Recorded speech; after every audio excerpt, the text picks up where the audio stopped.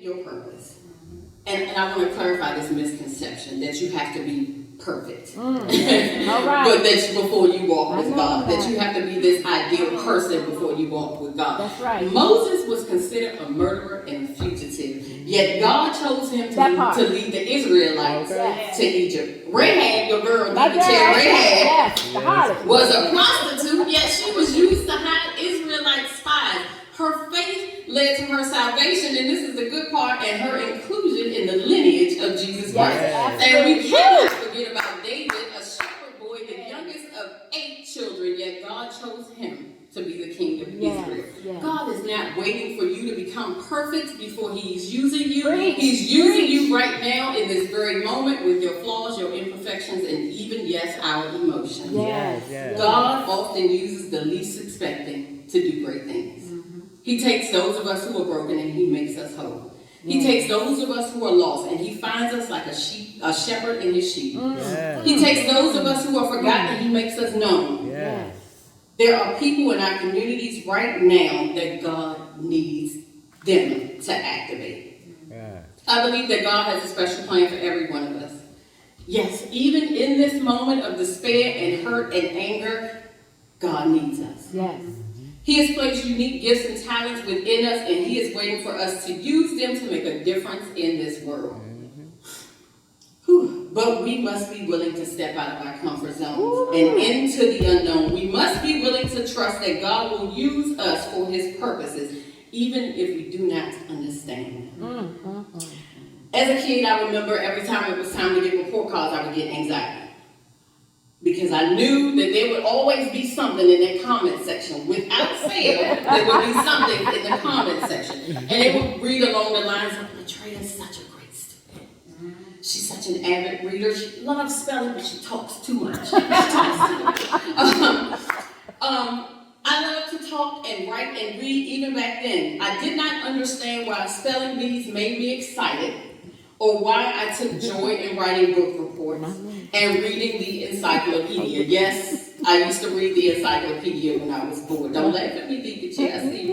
I couldn't tell you why the bookmobile gave me the greatest joy while I was in the 2nd grade, and I know I'm showing my age, but y'all can relate. That's why y'all laugh. But you get the point. God was sowing seeds of change back then, and now we are seeing the fruits. I'm an author, now a minister. I have a podcast and a platform to share my journey with others. Before I was formed in my mother's womb, God gave me everything I needed to make a difference in this world. Even through the messes I created, God still made use of the gifts. I still don't understand it, but as long as he does, I'm okay. But I'm not going to lie. There's a cost to it. I'm not going to paint this picture that discipleship is easy or free, because it is not. Some of us are drawn to the idea of a life transformed by faith, but few of us understand the true cost of the commitment. Now, for those of you who don't know, I'm a huge rap artist, a rap fan. Deacon will tell you. Anything hip-hop coming on the radio, I'm going. I'm going in. Bar for bar, I'm going in. So it should not shock you that one of my favorite rappers is none other than the minister of bars herself, Miss Lauren Hill. All right now. She has a song called Guarding the Gate. I play this song over and over and over again because it speaks to one's spiritual journey.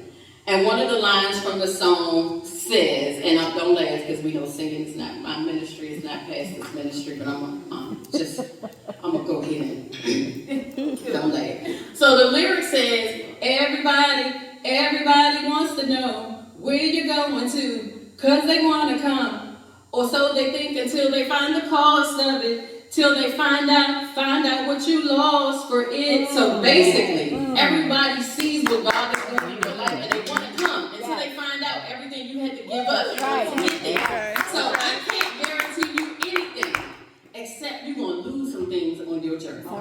You're going to lose some people on your journey. It is part of the design of discipleship. You have to let go of some things to receive some things. You don't get new furniture in your living room when you got the old furniture sitting there. That's just not how it works. God has to move some stuff out of the way to make way for your next. Sometimes the removal process breaks us down to nothing, but the removal can be necessary for restoration. Yes, yes.